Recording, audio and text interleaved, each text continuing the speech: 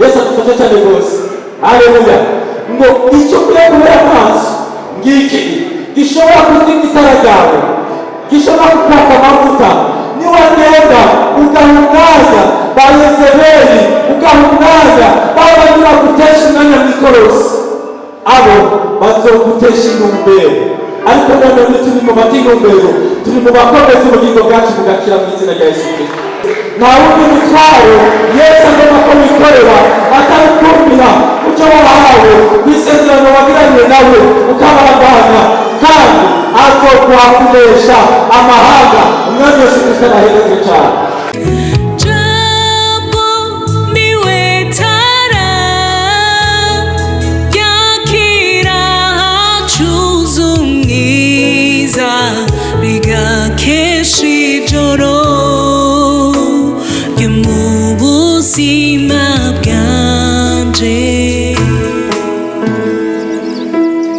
Itara ryawe ryame ryaka ubuzima bwawe bwose busigaye.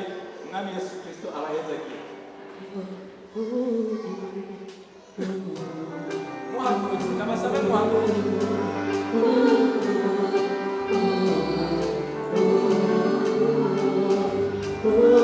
Jessica kuyerezo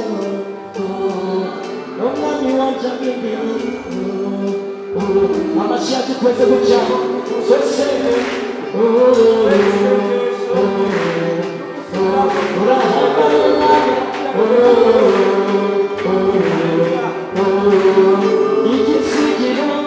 igisigiro cyaje Omwami Yesu izonatangura hamwe nami bizahinduka bizahinduka bizahinduka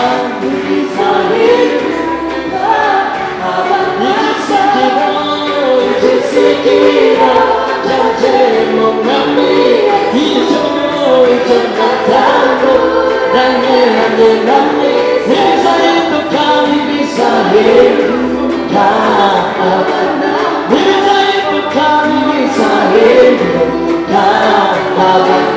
Yesu mushinga kame wamageze bitazoshira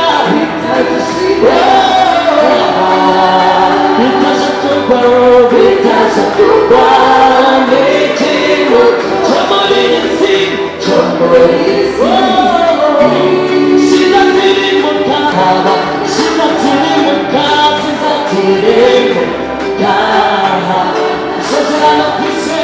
isezerano kwise ni mama mutima w'umwana wayo umwana wayo Umwami Yesu umeyatuma Umwami Yesu umeyatuma isezerano kwise ni mama mutima w'umwana wayo Umwami Yesu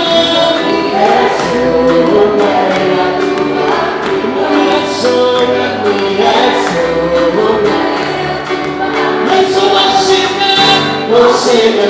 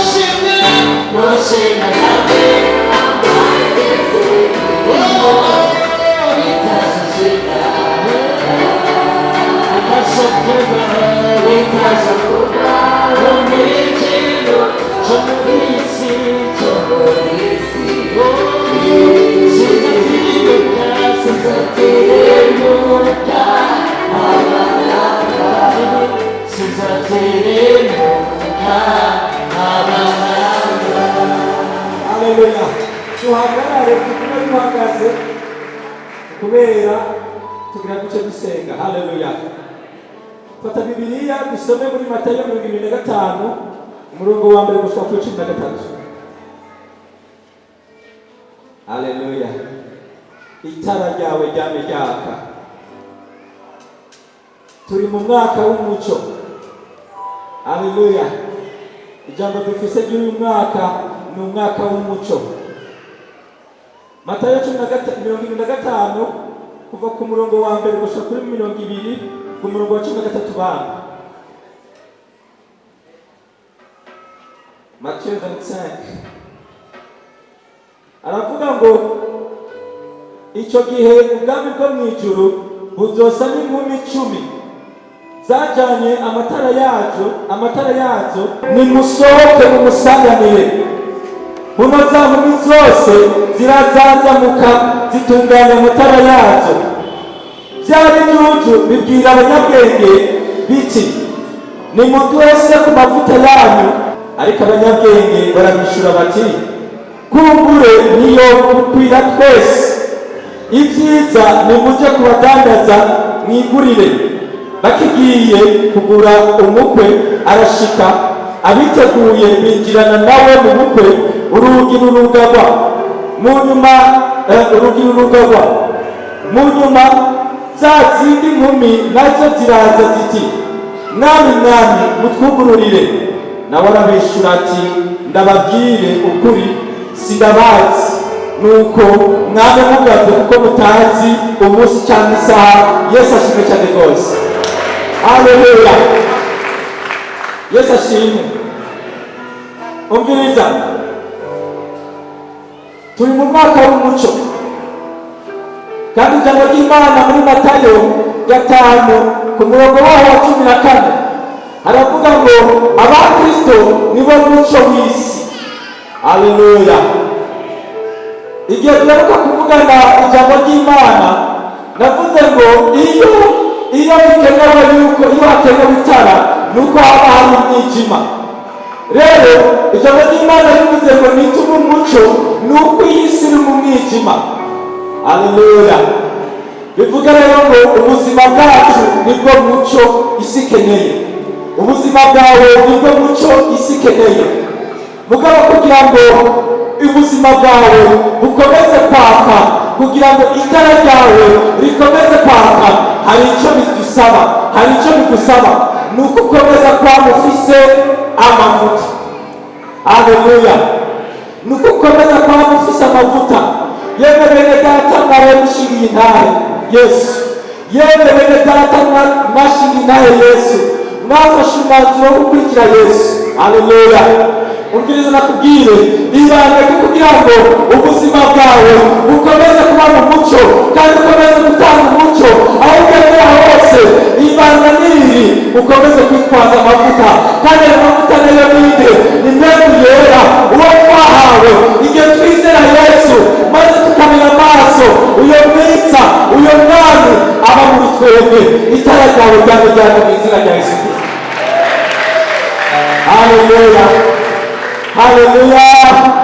Mwemu yera niwe tara y'ubuzima bwawe, niwe tara, niwe mavuta y'ubuzima bwawe, kandi ubuzima bwawe niryo tara isi ikeneye. Kabiri, ibyahishuriwe Yohana 2 dusome umurongo wa 18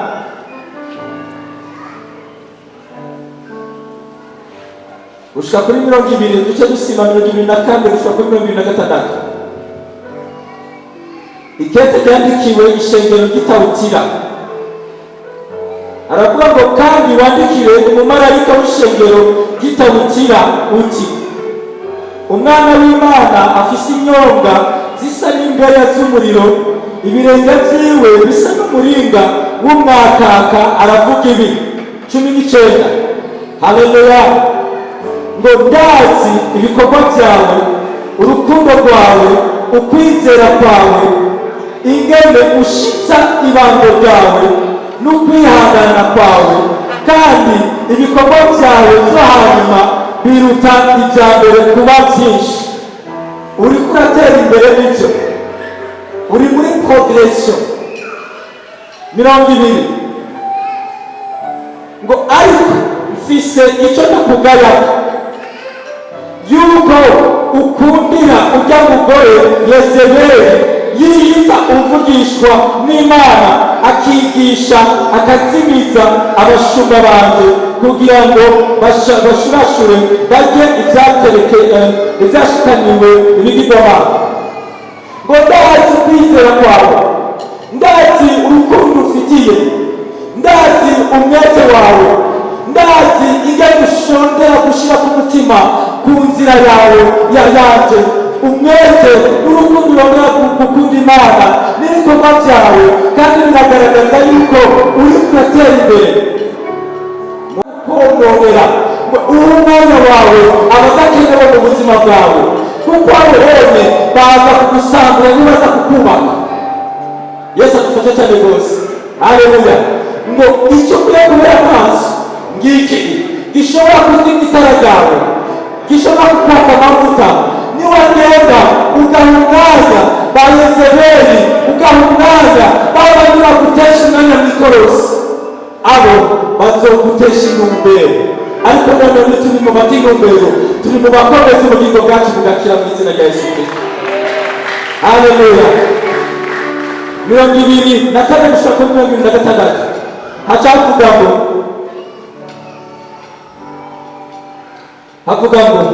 ariko mweho abasigaye bikawutira, abadafise iyo nyigisho mwese, batamenye ibyo babandi bita iby'ubwina bya Satani, ndababwira nti nta wundi mutwaro urabikoreza atari ubuntu.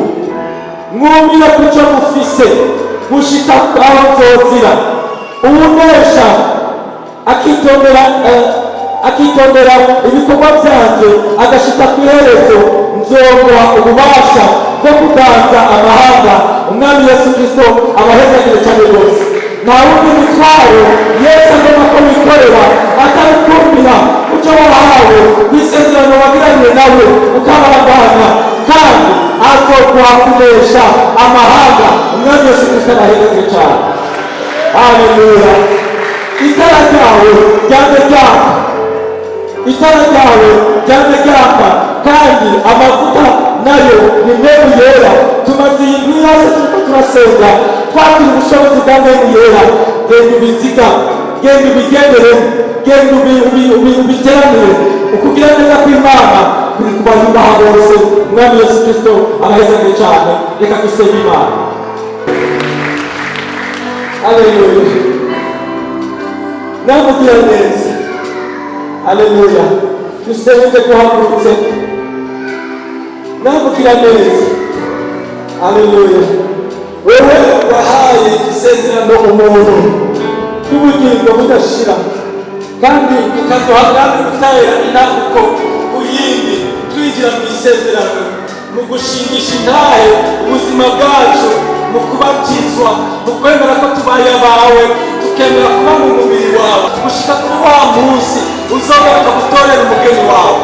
Mu izina rya Yesu Kristo turazigamishije igimitajo twahaye cy'ubugingo bwacu, turakuzigamishije ukwizera twizeye. Mu izina rya Yesu Kristo turasenze kugira ngo inaye twashinze imbere yawe umwasi ntakaze ngo atunyage. Mu izina rya Yesu Kristo ariko ubugingo bwacu butere kuva mu muco buja mu bundi. Mu izina rya Yesu Kristo neza yera ukomeze kugenda ubuzima bwacu bwaza ubwatsa ubuzima bwacu ugeze guterane iyi si umuco tugende twaka tugende twaka umuco ira mu muco muri iyi si mwami igende itwikiriwe n'umwijima. Urakoze ishimwe ryawe ryamamare, umuhezagiro wawe ubane natwe tugenda kandi tugaruka, maze mwami ukukubaha ukugukira bugufi byame mu mitima yacu. Icyubahiro, inganji, ubudimahazwa bihora ari ibyawe uyu munsi n'ibihe byose. Ni mu izina rya Yesu Kristo umwami wacu dusenze. amen amen. Yesu abahezagire abaho umugisha, mushenguruke amahoro.